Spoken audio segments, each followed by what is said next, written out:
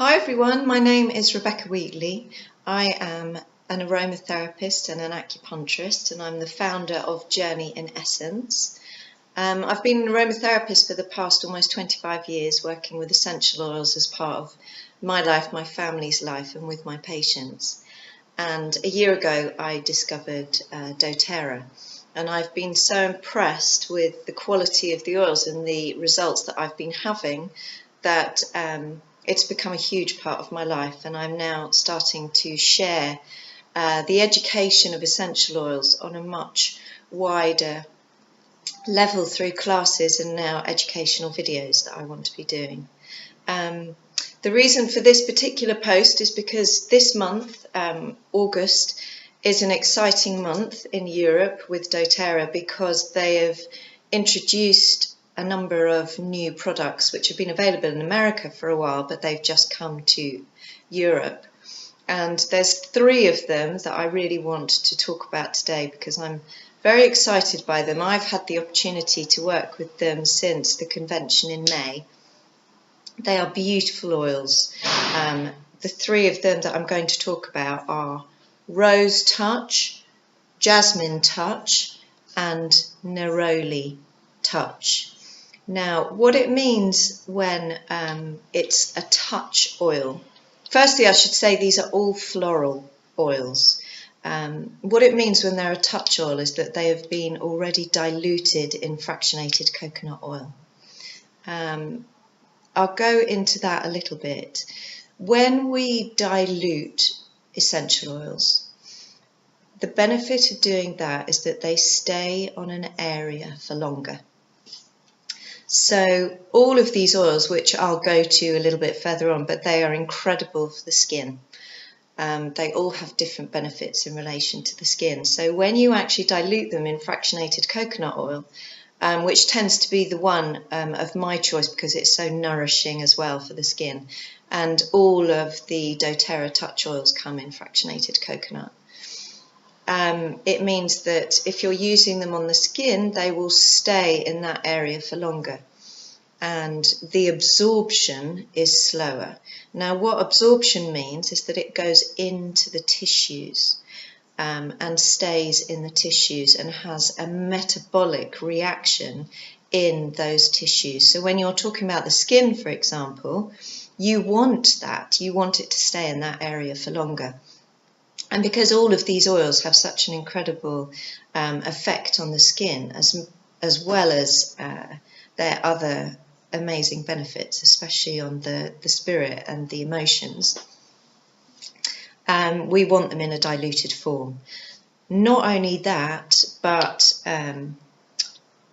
to produce rose oil, for example, you need 105 pounds of rose flowers to make 5 milliliters of oil. That's in comparison to, say, lavender, where you need 3 pounds to make 15 mils. So as a result, rose is an extremely expensive oil to produce. Mostly throughout my time as an aromatherapist, it's available in what's called Rose Absolute, which you may have come across in shops and other places. The problem with absolutes is that they tend to be chemically extracted, and often from the cabbage rose as opposed to rose damascena or rose damask oil, which tends to have the highest therapeutic benefits. But what also happens when you add chemicals to distill or extract the essential oils is that 1, you're going to be absorbing those chemicals into your body, but 2, they will impact the therapeutic benefits of that oil. So the way in which it could work is totally altered, and it's very unlikely that it will have that effect on the body. So, as I said, yeah, rose is primarily from rose damask or rose otto, and mainly comes from Bulgaria. Although at the convention it was talked about that it's going to be reintroduced into other places in Europe, such as England, which will be amazing, being a Brit myself, to see many fields of beautiful roses filling my vision. Now Neroli oil, this oil comes from the bitter orange tree, and it's a wonderful tree because it actually produces 3 different oils. So Neroli comes from the flowers of the bitter orange tree, an oil called petitgrain comes from the leaves, and bitter orange, different to wild orange, comes from the rind of the fruit. So one tree gives 3 beautiful essential oils, and that's Neroli. And jasmine has that beautiful warm floral aroma, and that comes from the flowers of the jasmine. So the first thing I thought I would talk about, because I've already mentioned it a little bit, is their effect on the skin. Now, how these oils work basically is from the different chemical constituents that they have within them. Now, if I have a little look here, what I've got is that neroli and rose are primarily made up of alcohols. You've got different properties, so alcohols is one, esters is another, for example. Neroli and rose are primarily alcohols, and these are very toning and stimulating to the body, and they support healthy inflammatory responses, and they're also very, very supportive to the immune system. Both of these oils have antibacterial and anti-infectious properties, and I think that is a primary contributor to their support on the immune system. A very, very interesting lot of research is done by doTERRA, connected to lots of other people. They're also within hospitals now, and there's lots of research being done actually with patients in a very specific way. But also what you can do, because it can be shown scientifically, is that you can actually take oils with different microbes and show how they work. And some fantastic research was done recently by a lady called Nicole, I think it's Nicole Jardin, off the top of my head I can't remember her name, but she was looking at 100 different microbes and potentially over 100, using 100 different single oils as well as a lot of doTERRA blends. And fascinatingly, and it wouldn't be one that I would have come up myself with, the oil that had the greatest effect on the largest number of microbes was actually rose oil. So it's an incredibly beautifully powerful oil that not only works on the skin but has the ability to work on the immune system and on infections in a very profound way. Different ways that you would apply these if you're doing the face is that because they're already in the touch version, you can actually put them on the face. Because they affect different neurotransmitters in the brain, some of which you'll be very familiar with. Serotonin is a key one. It's often called the happy transmitter. Keeps us feeling good and happy. But rose primarily works on serotonin, so it has that ability to lift our mood. And when I get into the Chinese medicine aspect of that, it's very much tied in. Jasmine works more on dopamine, so that can really help with ADD or ADHD.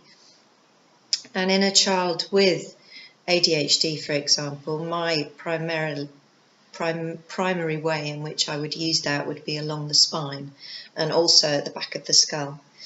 They can also be applied to the bottom of the feet.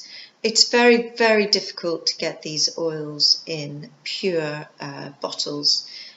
doTERRA do them. They do now have some. I'm not sure they're available in Europe yet. I'm pretty sure they're not. But it's so precious that you hardly ever want to use it. So to have it diluted in a touch version makes it much more accessible. But when I talked about how they're used in a diluted way and that it stays on the skin for longer and works more on the tissues, when you use essential oils neat, it penetrates through the tissues more effectively and more quickly, which means that they work very, very much systemically on the whole system. So using rose undiluted or jasmine undiluted has that effect of working on the whole system of the body. However, having said that, I have jasmine pure essential oil, and I do very, very rarely use it because I find the touch oils so effective. Going back to the skin again, so rose and neroli, as I said, have primarily alcohol. Now, jasmine is quite unique because what jasmine has is it's got a high proportion of esters. Now, what they do is work on, within the skin, they work on fibroblast production, which are very specialized cells which actually create collagen, which gives the sort of plumpness to the skin, and also elastin. And elastin's needed when we pull our face. It goes back to where it originally had been. Less so as we get older, and that's why these oils are so incredibly beneficial, because we need the toning and the stimulating from the alcohols in the jasmine, in the neroli and the rose. And we need the incredible properties of jasmine, which give that ability to support collagen and elastin production.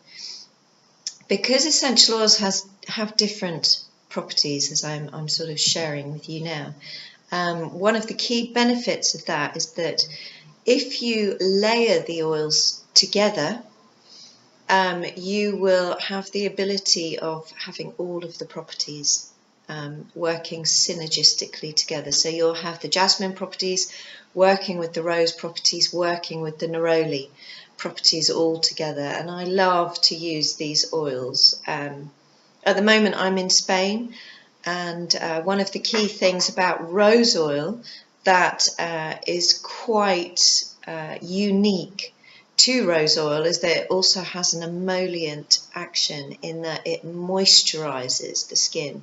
So the one that I use more than anything, being out here on holiday in this beautiful warm weather, is that the skin does get very dry. The sun is wonderful, but it dries the skin. So the moisture giving property of rose oil is something that I love very, very much to add to my skin.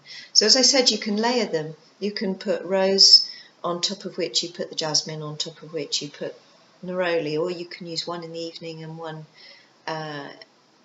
in the morning, depending on what you do.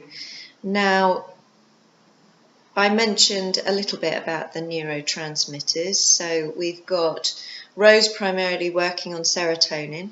We've got neroli works primarily on GABA, which supports anxiety a great deal, and jasmine works on the dopamine levels. So again, working on them, all of them together, you're getting all of those three neurotransmitters supported and balanced in the body.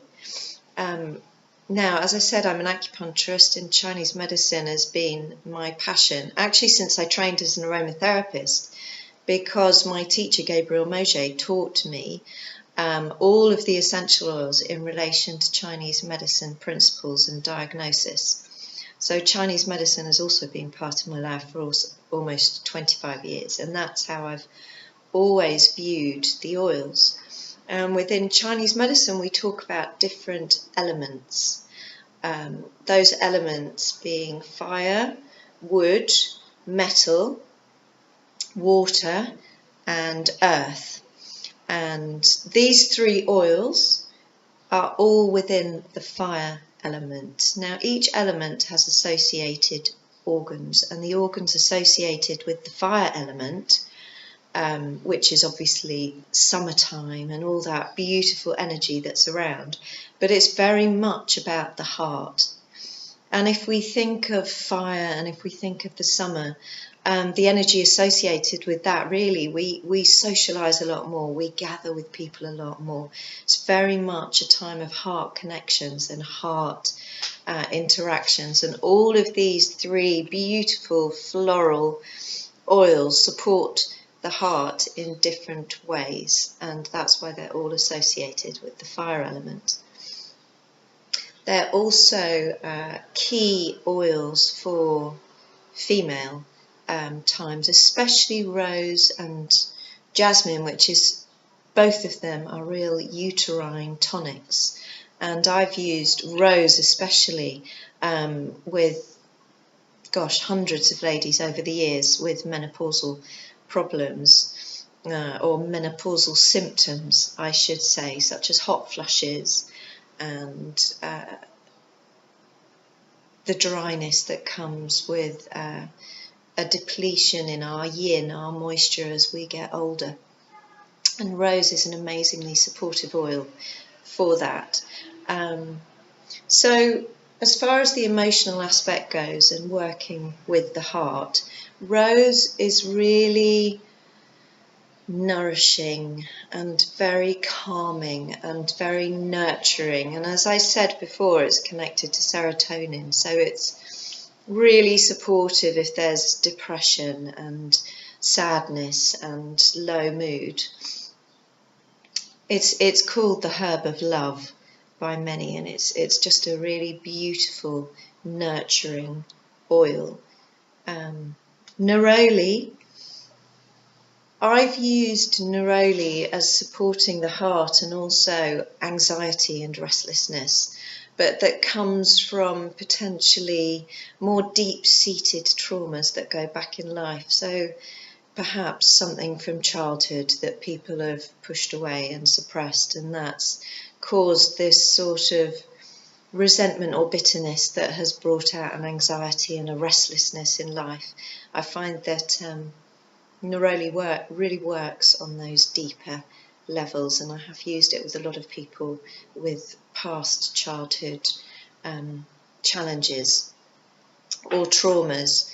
And jasmine is very, very good at helping us reconnect where the heart has sort of shut down a little bit, and there's again anxiety and restlessness, but we need to find that reconnection through our heart. All of these oils will allow that, but I've used jasmine for those different things. And I'm just going to have a look. Yes, the other thing that I wanted to say about jasmine is when there's fear elements that have been there, that have come in, maybe we've had fearful experiences in the past, it really helps to work on that fear element as well as bringing about the joy again. So many of the floral oils, actually, lavender included, melissa included, they all have that ability to work on the heart and calm, nurture and open that heart space. And you can rollerball these actually onto the heart when you're feeling like you need that support. Other ways that these oils can be used, and I've said that they're really, really good for the skin, but you can get a base cream, and doTERRA actually do a completely natural base cream. I think it's called body lotion. It's under the spa area on their website anyway, and you can buy this and you can actually make up your own creams. Get little pots and then add the oils to that, especially if you have them in undiluted format. If you've got them in the touch versions, which these are, then obviously you have the ability to just put them straight on the skin. I'm going to have a quick look to make sure I've given you everything that I really wanted to say. Maybe if I summarise them on the skin element again, because I find that such a beneficial aspect along with their support on the heart. So when you use jasmine, think of the support it gives to the entire tissue matrix, collagen and elastin. The other essential oil actually that has the ability of doing this, and as I said, if you blend oils, you enhance the ability, enhance their properties, is interestingly cedarwood. So blending jasmine with a little bit of cedarwood actually enhances the ability for it to work on the elastin and the collagen aspect of the skin. When you think of a neroli, think of it as soothing and clarifying the skin. So very good when there's actually some scar tissue or blemishes, things like that. And rose, as I said, one of the key aspects of the rose is that it's also got that moisturizing, rehydrating element of improving the skin. So I think that's everything that I really want to say about them. They are beautiful, beautiful oils. I just think on a daily level, these are ones that support the body in so many ways. And remember, as I said, rose has that ability to, or had the ability in the research to be the biggest, have the biggest effect on the largest number of microbes as far as its anti-infectious properties go. So they can be used for wounds as well, wound healing where there's infection that might develop, and also for problematic skin where there's acne, also where there's psoriasis or eczema as part of a larger combination. But at some point I'm going to do a more specific educational one just on sort of eczema or psoriasis. And also, please, if there are any questions that you have or any areas that you may particularly want some education on, then please send me a message or type it into the group chat, and I will write all of those down and look at covering them over time. So anyway, any questions, please send me a message, and I hope that at some point you will get all of these 3 oils which are now available, because they have so many beautiful properties as I've gone over. So all right, I'll see you again. Bye.